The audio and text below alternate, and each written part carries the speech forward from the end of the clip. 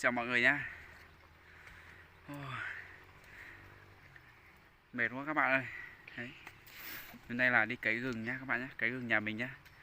Đây là bây giờ mình đang trên đồi nhá, đấy. Đang ở trên nướng các bạn nhé. Lúc đấy là mình vừa vát cái bao giống gừng ở tít dưới chân nương lên các bạn đấy. Do là mấy hôm nay ở trên mình trời nó mưa, xong là mình không chở được lên đến trên nương các bạn nhé. Xe máy chở đến tít dưới khe rồi. Cho mình vát tít ở dưới lên các bạn nhé. Không là rất là dốc luôn ra đường này đấy.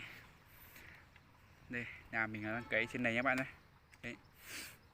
4 người đang cấy gừng các bạn nhé. Đây là ghi một số hình trên vùng cao các cả nhà theo dõi nhé. Ok. Các bạn xem video nhớ chia sẻ, đăng ký kênh giúp mình các bạn nhé. Ok. Mình còn 3 chuyến nữa các bạn nhé. Mình sẽ ghi cho hình cho các bạn xem con đường mình vắt là cái bao giống gừng lên nha các bạn nhé. Đây là em mình bánh mì đấy các bạn nhé. Ok. Cảm ơn các bạn rất nhiều nhé. Đấy. Đây các bạn ơi. Bên dưới đường to kia là làng mình nhé các bạn nhé. Đấy, còn nhà mình là tít ngoài kia đấy che mất không thấy. Đấy. Lúc nãy là mình chở giống gừng từ kia vào đến dưới khe này, xong đến một đoạn ở bên dưới này, xong mình vắt ở dưới lên nhé các bạn nhé. Do trên này đường dốc không chở được các bạn nhé. Đấy. Đây. Lúc nãy là mình vắt tít dưới kia lên kìa. Đến đoạn này rất là rông nhé. Đấy. Đến đây. Đây. Sáng nay là vắt bao này này. Đấy. Một bao trên kia nữa, sáng nay vắt bao trên kia nữa. Đây.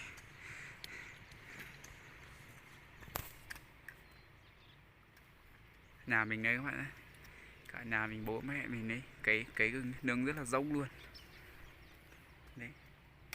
Đây. Vừa bắt cái tún này lên. Sáng nay là vắt cái bao. Xong là mệt quá. Mình phải chia nửa ra các bạn đấy. Chia nửa ra mới không nặng mấy. Đường này rất là dốc luôn á. Người vùng cao nhé các bạn. Ok, cảm ơn các bạn rất nhiều nhé.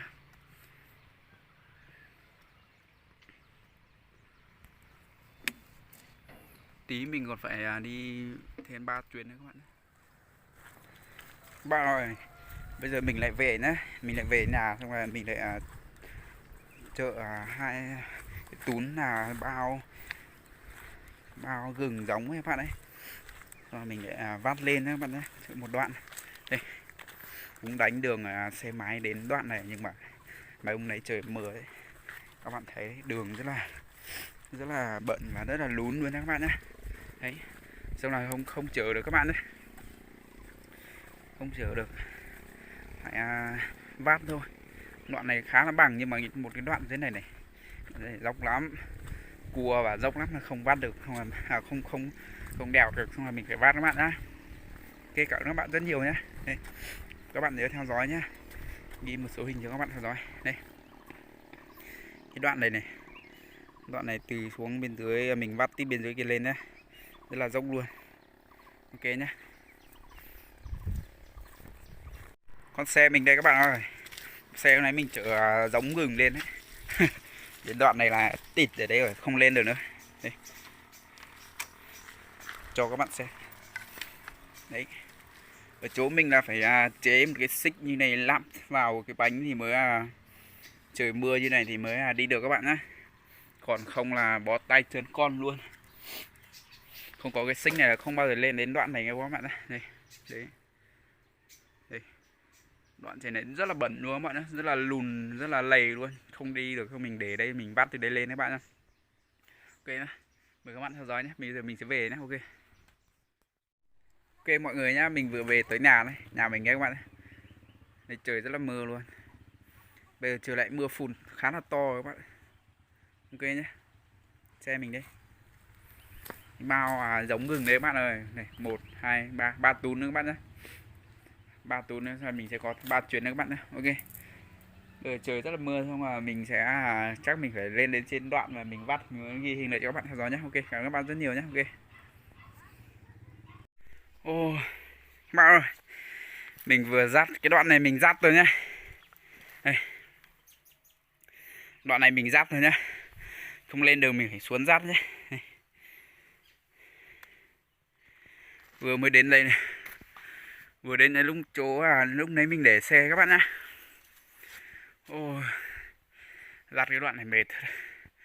Bây giờ còn phải vắt từ cái đoạn này lên nhá các bạn nhá. Ôi, đời sống nông dân khổ lắm các bạn. Ok nhá. Các bạn xem video thì nhớ là chia sẻ giúp mình các bạn nhé. Ok. Đây. Xe quấn lốt kinh. Rồi các bạn rất nhiều nhé. Bây giờ phải vắt lên đấy. Đây các bạn ơi. Vắt hàm bao như này nhá. Rất là mệt luôn.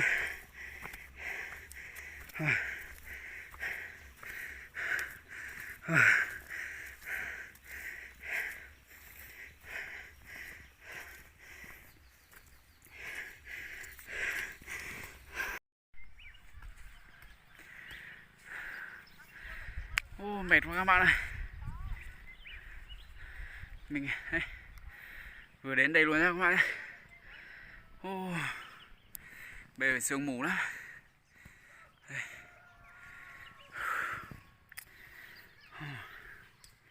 Quá mệt luôn.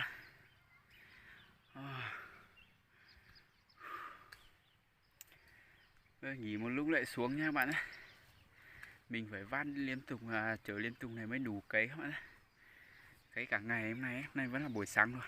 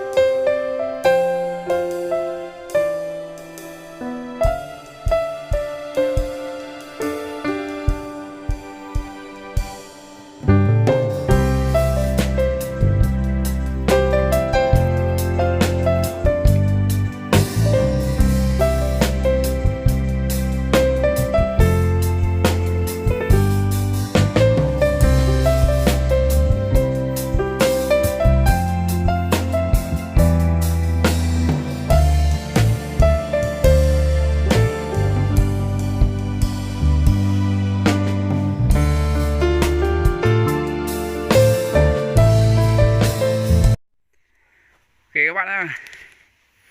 Chuyến này mình chở 2 tún luôn nhé. Thế phải vác từ đây lên 2 chuyến nhé. Bây giờ khá là mệt rồi. Bây giờ chưa trưa các bạn ạ. Bây giờ gần trưa, gần 11 giờ nhé. Mình loanh quanh vài chuyến nhưng mà cũng chưa. Sáng nay trời cũng mưa phùn không, còn đi muộn đấy. Kia, bây giờ mình vác lên. Tí chắc phải ăn trưa trên nương trên đồi các bạn ạ. Ok nhé. Ok các bạn nhé. Bây giờ là buổi chiều các bạn nhé. Lúc nãy trưa, lúc trưa mình về nhà ăn trưa nhé. Trưa mình về ăn trưa. Bây giờ buổi chiều nhá, cấy ở trên sáng nay mình ghi cho các bạn xem là cấy xong rồi bây giờ mình sang bên này nhá. Đấy. Cái lật sang bên này một tí các bạn. Vẫn là một đám nương thôi nhưng mà lật sang bên kia một tí. Cấy xong ở khu này rồi các bạn nhé. Đấy. Khu sáng nay mình ghi hình cho các bạn xem ấy. Đấy. Bây giờ nhà mình sẽ di chuyển sang bên đấy nhá. Vắt cái túi này nữa.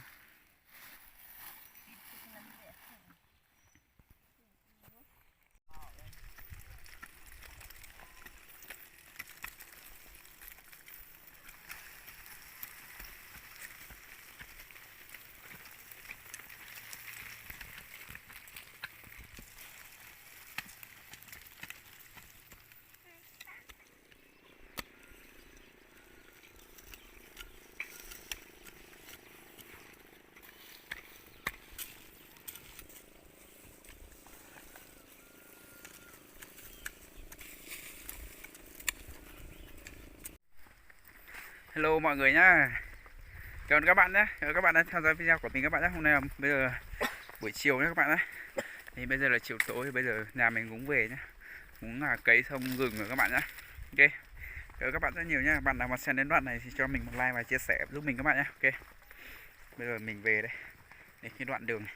vừa buổi chiều hôm nay buổi chiều cũng hưởng hưởng nắng một tí, hôm nào đường cũng khô một tí nhưng mà đoạn này vẫn chưa lên được nhé. Đây bây giờ em trai mình về nhà các bạn nhá. Đấy ok nhá, đến xe mình đây rồi, cảm ơn các bạn rất nhiều nhá. Bây giờ mình xin dừng video tại đây nhá. Cảm ơn các bạn rất nhiều, hẹn gặp lại các bạn trong video tiếp theo nhá.